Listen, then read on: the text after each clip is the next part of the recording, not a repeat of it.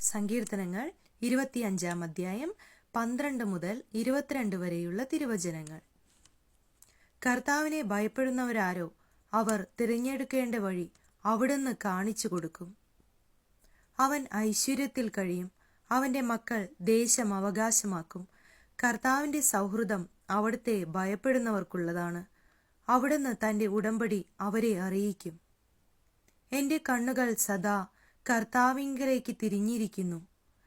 അവിടുന്ന് എന്റെ പാദങ്ങൾ വലയിൽ നിന്ന് വിടുവിക്കും. ദയതോന്നി എന്നെ കടാക്ഷിക്കണമേ. ഞാൻ ഏകാകിയും പീഡിതനുമാണ്. എന്റെ ഹൃദയവ്യതകൾ ശമിപ്പിക്കണമേ. മനക്ലേശത്തിൽ നിന്ന് എന്നെ മോചിപ്പിക്കണമേ. എന്റെ പീഡകളും ക്ലേശങ്ങളും ഓർത്ത് എന്റെ പാപങ്ങൾ പൊറുക്കണമേ. ഇതാ ശത്രുക്കൾ പെരുകിയിരിക്കുന്നു, അവർ എന്നെ കഠിനമായി വെറുക്കുന്നു. എന്റെ ജീവൻ കാത്തുകൊള്ളണമേ, എന്നെ രക്ഷിക്കണമേ.